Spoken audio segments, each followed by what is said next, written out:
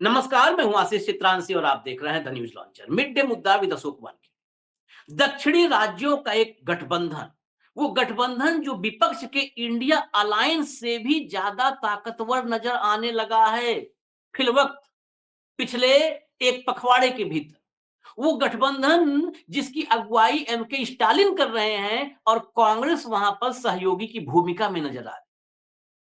हालांकि स्टालिन और राहुल गांधी की दोस्ती बड़ी प्रगाढ़ है। अब वो अलायंस, वो धुरी ऐसी है कि जिस धुरी पर कहते हैं एक धुरी पर धरती घूमती है, उस धुरी पर मोदी और शाह ये दोनों घूम रहे हैं और दोनों पसीने छूट रहे हैं। ये जब से चर्चा शुरू हुई कि अलायंस मजबूती से खड़ा हो रहा है, 138 सांसद हैं, ये पूरा पूरा जो क्षेत्र है इकट्ठा 138 सांसद। ये आंकड़े सब आप सुन चुके हैं, तो मैं रिपीट नहीं करूंगा। नई खबर यह है कि जहां से मोदी को ऑक्सीजन मिल रही थी कि चलो कोई भी गठबंधन हो जाए, ऑक्सीजन कहां से मिल रही है? चंद्रबाबू नायडू और पवन कल्याण से। उस ऑक्सीजन से हम जीवित रहेंगे, हमारी सरकार चलती रहेगी, कुर्सी कायम रहेगी। बहुत बड़ा खेल हुआ है और ये खुलासा इस कार्यक्रम में हम करने जा रहे हैं, क्योंकि ये खबर कहीं नहीं है, सिर्फ इस देश के एक प्रतिष्ठित अखबार ने फोटो के साथ लगाई है। सब हम आपको दिखाएंगे। दरअसल चंद्रबाबू नायडू और पवन कल्याण, इन दोनों का एक गुप्त दूत चेन्नई में जब विपक्ष की मीटिंग हो रही थी, मोदी और शाह के खिलाफ मीटिंग हो रही थी, तो नायडू और पवन कल्याण का दूत पहुंचा था आधी रात चेन्नई। फोटो भी कैप्चर हो गई थी कैमरे में। दिल्ली में किस कदर हड़कंप रही होगी, इसका अनुमान आप मत लगाइए, अभी हम विश्लेषण करेंगे भाव के साथ। वो हड़कंप और रातों रात कितने ट्रंकॉल और कॉल जुड़ गए होंगे कि उस दूत को सुबह होते होते गायब होना पड़ा। सुबह हुई, रोशनी हुई और दूत गायब। भाऊ को जोड़िए चर्चा में फटाफट, खबर बड़ी है। भाऊ, स्वागत है आपका। जरा कुछ तस्वीरें दिखा देते हैं, पहले तस्वीर दिखा देते हैं हम लोग। पहले पहले हमेशा कहते हैं ना कि एविडेंस से शुरू करें। तस्वीर, एक फोटो है, वो फोटो दिखाइए। हाँ, ये फोटो आपने देख लिया। इस फोटो में कौन कौन है अभी हम आपको बताते हैं। भाऊ सब अभी आपको विस्तार से समझाएंगे। अखबार की कटिंग जो लगी है वो अभी नहीं दिखाना है, पहले खबर हम समझते हैं, फिर हम दिखा देंगे वो भी कि क्या लगी है खबर। अब इस फोटो को डिकोड करते हैं। बाऊ, ये फोटो शायद चेन्नई एयरपोर्ट की है।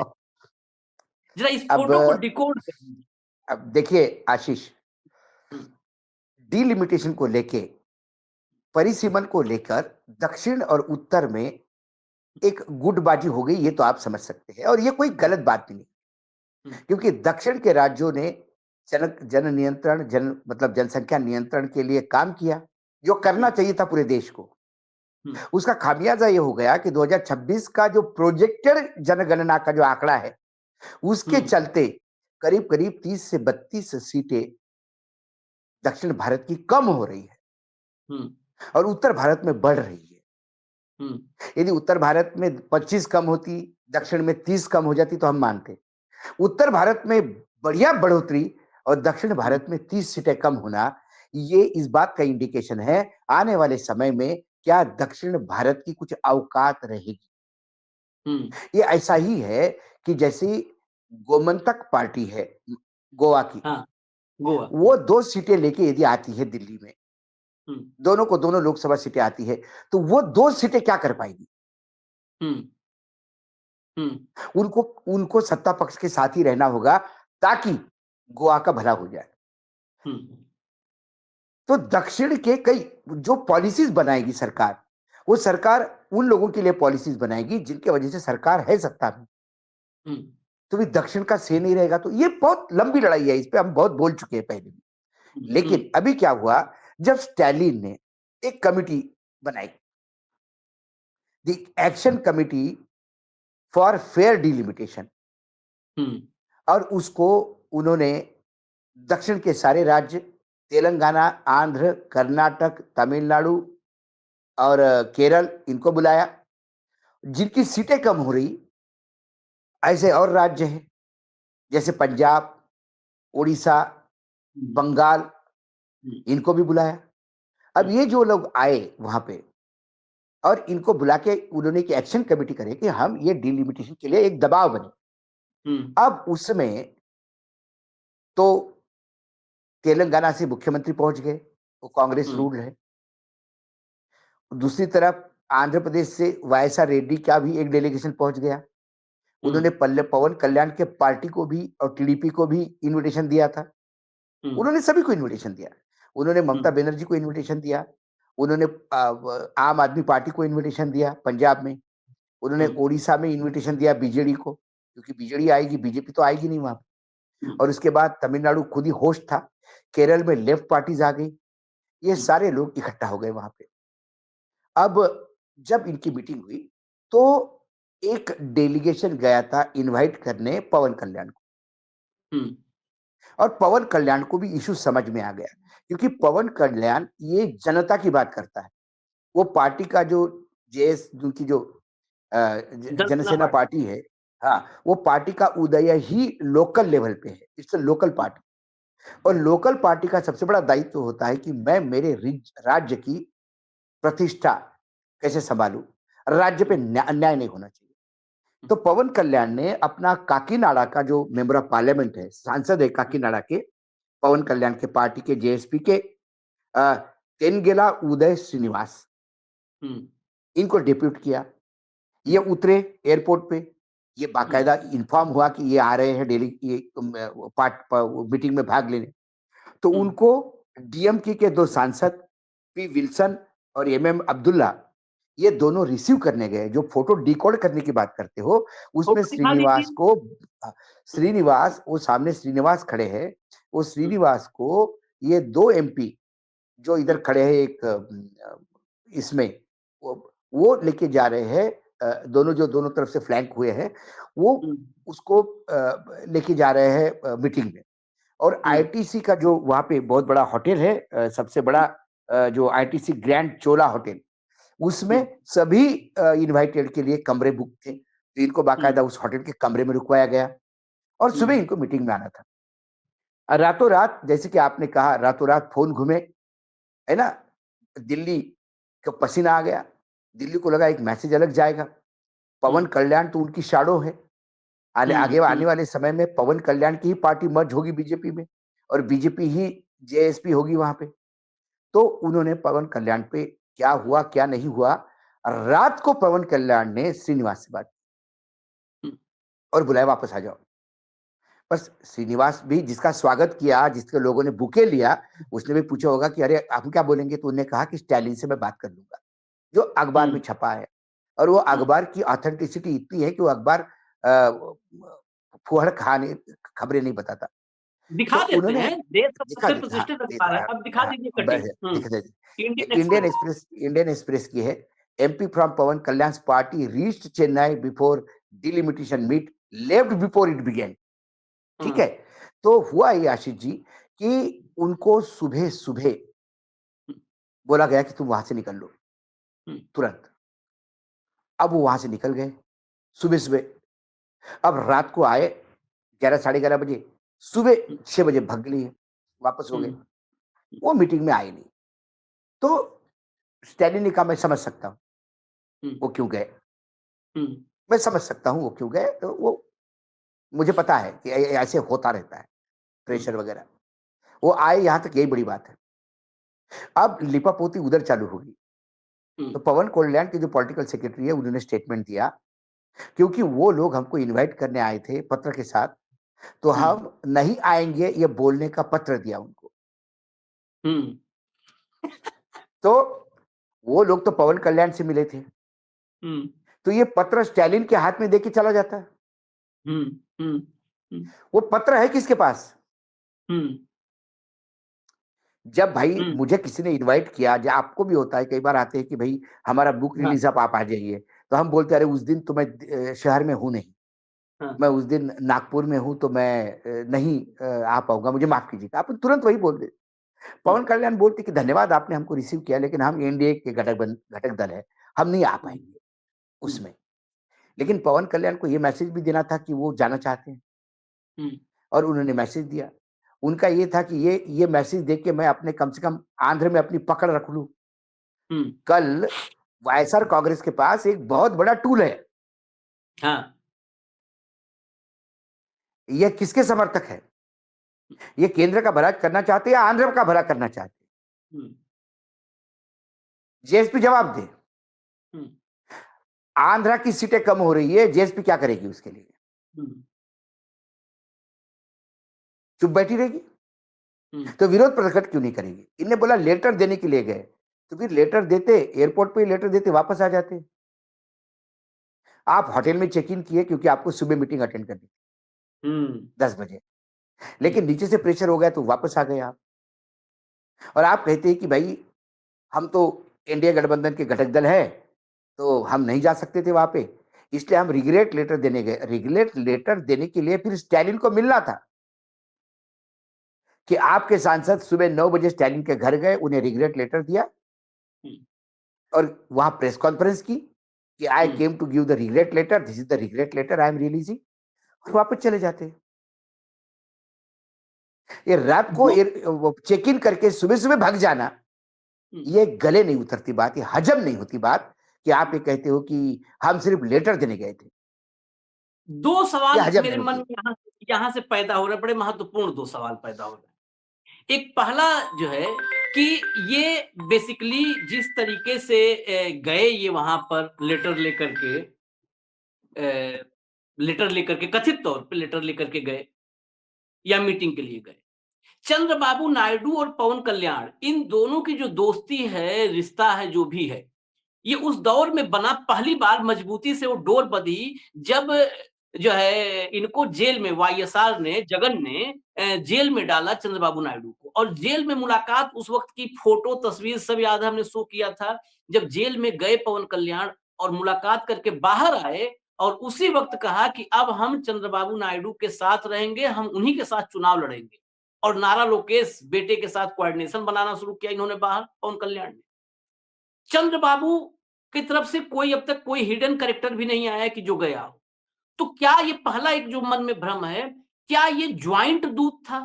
ये मुझे लगता है ज्वाइंट दूत था, क्योंकि पवन देखिए कल्याण को भी दो सांसद वाला ज्वाइंट दूत। और दूसरा पवन, दूसरा भाव और कि क्या जिसे हम लोग हर जगह से, आपके पास तो हर जगह से खबर आती रहती है, भाजपा शासित राज्यों के मुख्यमंत्री तक कहते हैं कि भाई हम दिल्ली के रडार पर हैं, हम पर पल पल नजर रखी जाती है। तो मैन टू मैन फुटबॉल जैसे मैन टू मैन मार्किंग करते हैं हमारे शाह साहब, मैन टू मैन मार्किंग। क्या उस मार्किंग में वो पकड़ा गया, तुरंत हुआ कि क्या कर रहे हो, दिमाग खराब है, exactly exactly call him. Exactly ये जब वेलकम हुआ और वो वहां गया, तो आपको क्या लगता है, क्या जो आईटीसी होटल है चोला, उस हम्म। पे उस पे इंटेलिजेंस की नजर नहीं होगी? कौन हाँ। आया कौन नहीं गया? जैसे ही श्रीनिवास चेक इन हुआ, मैसेज ऊपर आया और ये व्यवस्था हो गई कि रातों रात श्रीनिवासन को मैसेज देके बेचारे ने बैग भी नहीं निकाला होगा अपना, और सुबह के हम्म। फ्लाइट से वापस आ गया। ठीक है। अब उसके बाद इन्होंने जो तर्क दिए, मैंने तो आपको बताया, एक तो बहुत ही बेहुदा तर्क है कि हम पत्र हम्म। देने गए थे, हम तो मीटिंग अटेंड करने नहीं गए थे। हम्म। आप ऐसे भी मना कर सकते थे, मैसेज दे सकते थे, जाना ही नहीं था तो कैसे जाते? भाई नहीं जाना हम्म। हमको, खत्म करो। हम्म। लेकिन दूसरी बात, फिर उन्होंने कहा कि भाई हमारा तो स्टैंड आपको पता है, डीएमके से तो कोई हमारी कोई दोस्ती तो है ही नहीं। हम्म। जब डीएमके ने हिंदी का विरोध किया तो पवन कल्याण ने बोला था कि फिर तमिल के फिल्में हिंदी डब क्यों करते हो? तब तो अब हाँ। यहाँ पे एक टेक्निकल गलती है, मैं बता रहा हूँ। तमिल के फिल्में तमिल प्रोड्यूसर हिंदी में डब नहीं करते। हम्म। तमिल की फिल्में तमिल प्रोड्यूसर तमिलनाडु और तमिल भाषा जहां है वह रिलीज करते। हम्म। उस पिक्चर की रिस्पांस देख के हिंदी के लोग जाते हैं, हम्म। उसके डबिंग राइट्स खरीदते हैं हम्म। और फिर भारत में उसको हिंदी के डब की हुई पिक्चरें रिलीज करते हम्म। हैं। डबिंग इंडस्ट्री है बड़ी। हम्म। ठीक है, पॉइंट नंबर वन। दूसरा, सपोज मान लिया कि डब भी कर लिया उन्होंने, हम्म। हिंदी में डब कर लिया, मार्केट देख के डब कर लिया। इसके हाँ। मायने हिंदी में फिल्में डब करना है तो हिंदी सीखना जरूरी है क्या? अब मैं उसका हम्म। दूसरा उदाहरण देता हूं। हम्म। अब ये सब पवन कल्याण सनातनी है ना, तो इसको सनातन का ज्यादा समझ में आ जाएगा। हम्म भगवान श्री कृष्ण की गीता हम्म विश्व के किस लैंग्वेज में ट्रांसलेट नहीं हुई? हम्म सभी लैंग्वेजेस में ट्रांसलेट हुई है। आपको जर्मन में, फ्रेंच में, आपको हर सब में। भाषा में, मैंडरीन में आपको हम्म गीता मिलेगी। हम्म तो भारत की गीता यदि ट्रांसलेट जर्मनी में होती है, तो क्या हम्म जर्मन में संस्कृत सिखाना कंपलसरी करें? कल आप बिल्कुल कहो सही। हमारी हम्म गीता तो आपने ट्रांसलेट कर दी, फिर संस्कृत एक हम्म एक्स्ट्रा सब्जेक्ट क्यों नहीं तुम ले रहे हो? हम्म ये मूर्खतापूर्ण बात है। हम्म ये मूर्खतापूर्ण बात है, क्योंकि आपको दिल्ली से पैसे लेने हैं, हम्म आपको दिल्ली के आका को खुश करना है। हम्म क्या पवन कल्याण अपने बच्चों को हिंदी सिखाते हैं क्या? हम्म या अपने नातियों को हिंदी सिखाते हैं? हम्म उनके बच्चे तो अंग्रेजी मीडियम में पढ़ रहे होंगे, और तेलुगु उनको आती होगी क्योंकि घर में बोली जाती है। हम्म क्या उनके बच्चे हिंदी विशारद है? हम्म क्या एग्जाम्पल खुद सीट कर रहे? तमिलनाडु को हिंदी लेना जरूरी है ऐसे पवन कल्याण कहते हैं। पवन कल्याण के खानदान की बात क्या है? हम्म पवन कल्याण इतने राष्ट्रवादी है तो कितनी हिंदी फिल्मों में काम किया उन्होंने? हम्म कितनी हिंदी फिल्में प्रोड्यूस की उसने? कितनी हिंदी फिल्में फाइनेंस की? हिंदी के लिए पवन कल्याण ने जीवन में क्या क्या किया, जरा बताएं। भाऊ। तो ये जो है, ये जो आप लिपापोती के बयान देते हैं, ये मूर्खतापूर्ण बयान है। ये हम लेटर देने गए थे, तो लेटर स्टैलिन को देने गए थे तो स्टैलिन को मिल लेते, बगैर स्टैलिन के मिल के भग क्यों आए? लेटर देते तो फिर आप बुके लेके वहीं लेटर दे देते। आपको उनकी हॉस्पिटलिटी लेने की क्या जरूरत है? उस होटल के कमरे में चेक इन होने की क्या जरूरत है? हम्म और चेक इन में आपने ये नहीं कहा कि सुबह निकल जाएंगे। वो कमरा 2 दिन के लिए बुक था। हम्म। आप 2 दिन का पैसा लौटाओ भाई स्टालिन को, होटल का, आईटीसी का पहला। तो तो दूसरा ही वही बात है, आप तो ऐसे पवन कल्याण। ऐसे कई चीज। देखिए, पवन कल्याण वॉज कॉट। पवन कल्याण पकड़े गए। पवन कल्याण इस बीच में झूल रहे थे कि आंध्र की अस्मिता की बात करूं, दक्षिण की बात करूं, खोते हुए लोकसभा सीटों की बात करूं, कि केंद्र की जूते उठाओ। नहीं, इसमें बड़ा तो माइन्यूट उस उसमें और भी। उस इसीलिए इसीलिए जो आज हमने एक शो किया इस पे, और हमने कहा कि ये चीजें सीधा डायरेक्ट हिट करने जा रही है, हाँ क्योंकि आज नरोवा कुंजरोवा की स्थिति में है, हाँ करूं या ना करूं की स्थिति में है। करके देखा, तकलीफ हुई तो वापस कर दिया, बहुत ही भोंडे कारण देके आपने वापस कर दिया। तो 2027 तक कावेरी में इतना पानी बह जाएगा कि 2027 तक ये गारंटी नहीं कि पवन कल्याण फिर डिलिमिटेशन के साथ रहेंगे या सीटें घटने परमिशन दे देंगे। तो फिर आंध्र प्रदेश की जनता को उत्तर क्या देंगे? नहीं, यही आंध्र की सवाल अस्मिता है। की बात क्या करेंगे? क्योंकि जब यही तमिलनाडु अपने अस्मिता की बात कर रहा है, केरल अपनी अस्मिता की बात कर रहा है, कन्नड़ अपने अस्मिता की बात कर रहा है, आपका दूसरा तेलुगु भाषी राज्य तेलंगाना अस्मिता की बात कर रहा है, अपनी सीटें खोने नहीं दे रहा है, आप कैसे सीटें शहीद करने दे रहे? सवाल वो है। यही यही पर, क्योंकि पवन कल्याण की सियासत, राजनीति, ये तेलुगु भाषाई क्षेत्रीय अस्मिता पर ही तो है। क्षेत्रीय हाँ, अस्मिता और भाषाई अस्मिता। क्यों पवन कल्याण को अडॉप्ट किया, क्यों लोगों में लोकप्रियता है? कि हमारा अभिनेता है, हमारे तेलुगु भाषा और तेलुगु क्षेत्र दोनों की अस्मिता को इसने उठाया। टीडीपी का जन्म ही अस्मिता से हुआ। हाँ, टीडीपी का है उसी से। लेकिन लेकिन टीडी सवाल ये है वो, कि क्या क्या दो बातें हैं। या तो चंद्रबाबू नायडू और पवन कल्याण, ऐसे जो भी नेता हैं, जैसे वही प्रशांत भूषण ने कहा कि अदालत के जो जज नहीं नॉर्मली तैयार हुए, उनका डोज ये तैयार है। तो क्या पवन कल्याण और चंद्रबाबू नायडू ये भी, क्योंकि देखिए ये दूत भेजना ये साबित करता है कि अंदर अंदर इनके भी नहीं मन नहीं में नहीं कुछ उथल पुथल तो है, उथल नहीं पुथल नहीं है। दूत भेजना ये है, दूत भेजना ये है कि उन्होंने ये प्ली लिया होगा कि भाई आंध्र की अस्मिता का सवाल है, लोकल पॉलिटिक्स हमको देखना है, इसलिए हमने भेजा। हाँ लेकिन जब दिल्ली से आया होगा, हम कुछ नहीं सुनना चाहते, उनको वापस बुलाओ। हाँ। ये इंडिया और एनडीए का गठबंधन है, अब हम्म। वापस बुलाओ। तो वापस बुला लिया डर के मारे। लेकिन लेकिन ये गठबंधन की राजनीति में इतना डर तो कभी नहीं देखा गया। अटल बिहारी नहीं, वाजपेयी के तो पार्टनर्स थे, एक सांसद आ- पर हिला देते थे। आशीष जी, आशीष जी, ये जो नरेंद्र मोदी जी का गठबंधन है, हम्म 2014 के बाद कभी गठबंधन की सभा भी हुई क्या, मीटिंग भी हुई? हम्म कभी एनडीए गठबंधन का कुछ सुना आपने?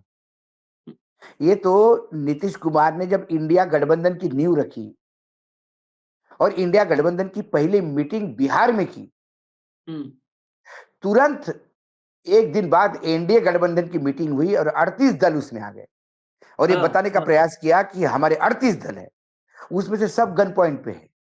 क्या हम्म एकनाथ शिंदे गन पॉइंट पे नहीं है? कौन सी विचारधारा है एकनाथ शिंदे की, बीजेपी की? हम्म अब कौन सी विचारधारा अजित पवार की है, बीजेपी की? टीडीपी की कौन सी विचारधारा बीजेपी की है? ये सब गन पॉइंट पे आए हुए लोग हैं। वायसर आज भी कहता है कि भाई मैं कांग्रेस के साथ हूँ। पासवान हम्म कहता था कि मैं नीतीश के खिलाफ हूं, लेकिन मैं हनुमान हूं मोदी जी का। हम्म हम्म ये सब ईडी, सीबीआई, इनकम टैक्स इससे डरते हैं। तो वर्तमान एनडीए गठबंधन का जो फेविकॉल का जोड़ है वो ईडी का है, इनकम हम्म। टैक्स और सीबीआई का है। जिस दिन ये डर हट जाएगा, आपको ये दल ऐसे पत्ते के बंगले जैसे ढाते हुए नजर आएंगे।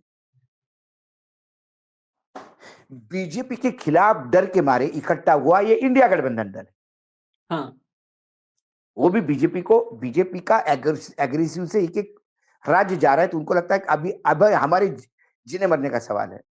हम्म तो वो इंडिया गठबंधन उस वजह से है। हम्म दोनों तरफ बीजेपी का डर है।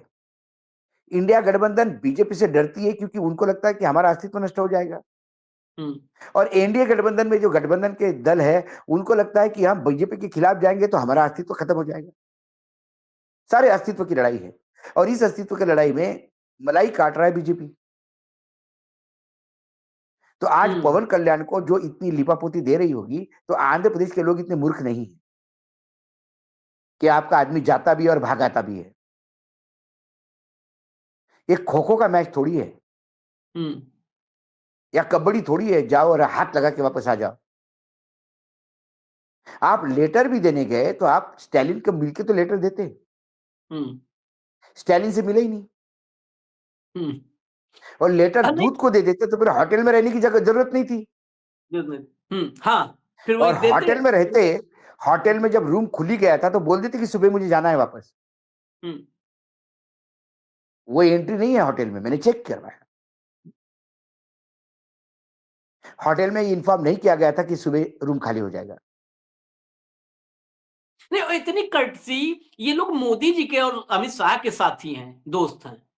कहाँ इतनी कर्टसी सीख लिए कि हम दूत भेजेंगे चिट्ठी लेकर कि नहीं आ पाएंगे। वही मोदी जी समझ और में अमित नहीं आया शाह मुझे है? मतलब भाई। आप किस ये टीम में हो, उस टीम में मतलब कर्टसी है क्या? कल यदि तेजस्वी कहे कि भाई चाचा को हम आज भी स्वागत करेंगे, तो उसके हाँ। बाद पता पड़ा कि इन्होंने संजय झा को भेजा तेजस्वी को मिलने पत्र लेके कि हम्म जाओ और पत्र दो और बोलो कि मैं नहीं आऊंगा।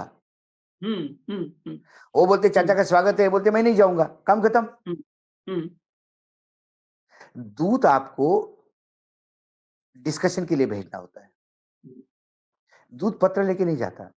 लेकिन एक कहावत है, मतलब ये किसी भी कहावत में बोल दे रहे हैं, किसी जाति विशेष या किसी पर इसको टिप्पणी ना माना जाए। अगर मतलब पहले से हाथ जोड़ के कर रहा हूं, इसमें कोई टिप्पणी है भी नहीं। एक कहावत है हम लोग के यहाँ, देसी कहावत है कि बान्हे बनिया बाजार नाई लागत।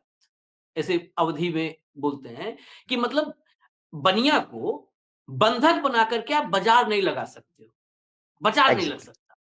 तो आप गन पॉइंट पे या धमका के या ईडी, सीबीआई या डोजियर रख करके उसकी आप कितने दिन चला पाओगे? अगर नहीं ये वही दूत क्या मैंने क्या प्रमाणित किया कहा। भाऊ कि ये कभी हाँ भी हाँ, अपने मौके डीलिमिटेशन पर आते हैं डी, सर। मैंने क्या कहा आपको, डीलिमिटेशन के नाम से जिन जिन राज्यों में सीटें खत्म हो रही है, उन राज्यों में जनता रास्ते पे उतरने पे उनके तमाम साथी जनता के साथ जाएंगे, नहीं तो इनके साथ नहीं आएंगे, क्योंकि इनके साथ रहने का मतलब है जनता से दूर हटना, और जनता के साथ है तो आपकी राजनीति है।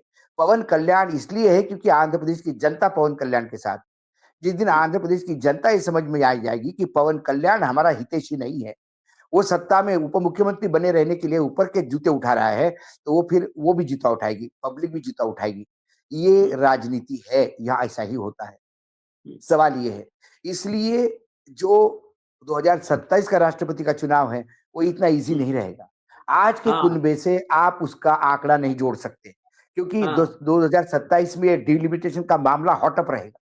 पूरा हम्म दक्षिण तब रास्ते पे रहेगा। ऐसे के हम्म बीच में यदि आपने कहा कि हम बीजेपी को वोट दे रहे हैं, तो लोग आपका क्या करेंगे ये देख लीजिए। हम्म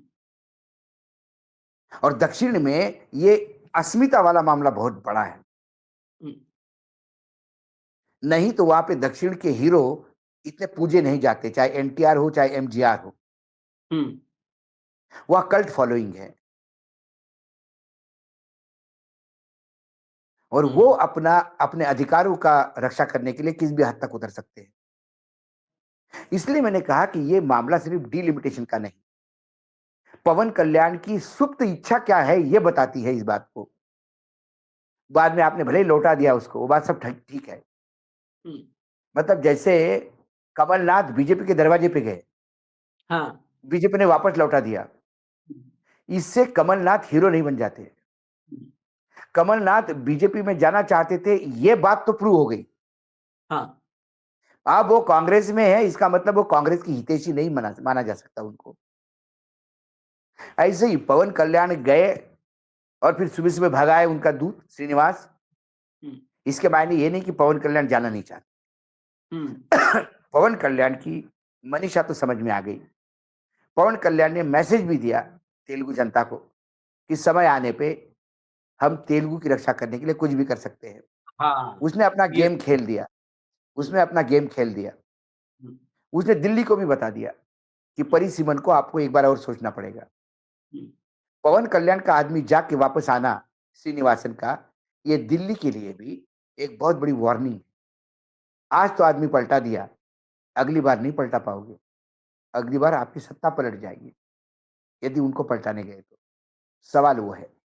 इसलिए बिल्कुल श्रीनिवास का जाना और वापस आना, ये मैं छोटी मोटी बात नहीं मानता। ये स्लिप ऑफ टंग नहीं है, या ये टाइपिंग एरर नहीं है। नहीं ये नहीं बहुत बड़ा पवन कल्याण ने सोचा समझा गेम खेला। आदमी भेजा, इनके कहने पे वो आदमी वापस आ गया, आप भी खुश, और वहां भी मैसेज दिया। उसने श्रीनिवासन को कहा, ये जो चर्चा है वहां पे, कि I will talk to Stalin. उसने कहा होगा कि अरे मैं हम्म वापस आऊंगा तो लोग क्या कहेंगे। I will hmm talk to Stalin, I will tell him. उसने स्टैलिन से बात करके बोला भी होगा कि देखिए, समय आने पे हम साथ देंगे, अभी तो हमको यहाँ रहना पड़ेगा क्योंकि हमको अभी हम्म सरकार चलानी।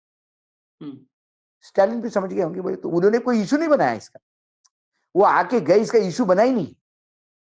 नहीं नहीं ये तो उन्होंने खबर ही आखिर पूरे मीटिंग में उन्होंने ये बात कतई नहीं की कि पवन कल्याण का आदमी आके वापस गया ना।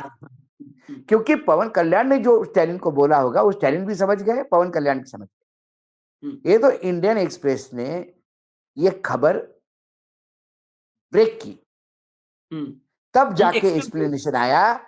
तब जाके पवन कल्याण की तरफ से एक्सप्लेनेशन आया, हम मना करने का लेटर देने गए थे, तो लेटर दिया किसको, क्या रिसेप्शन पे छोड़ दिया।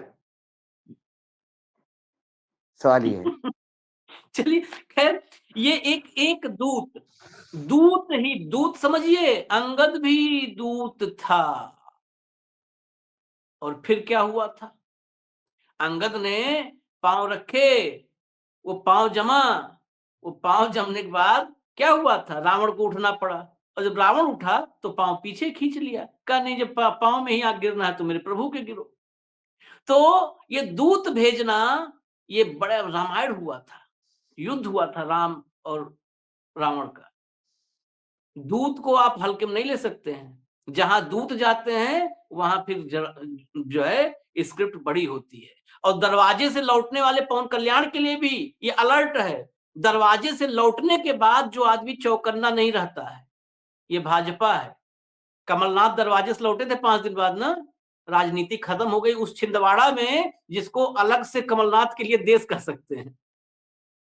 जहां पर वो वहां निपट गए। हाँ, वो कौन सी फिल्म थी बाहुबली की, जहां हाँ, पर कमलनाथ का वचन ही शासन है, तो वहां छिंदवाड़ा में कमलनाथ का वचन ही शासन था, और नकुलनाथ को भी नहीं जिता पाए, अपने पुत्र को भी, खत्म।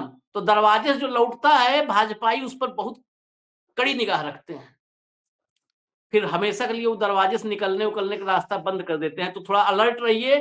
चंद्रबाबू नायडू मजे हुए खिलाड़ी हैं, इसलिए दूत हाँ, अपना नहीं भेजा था, अपना दूत नहीं फोन भेजा था, कर कहा हम दोनों भाई भाई हैं, तुम अपने वाले को भेजो, हम दोनों भाई भाई, तुम अपने वाले को भेजो।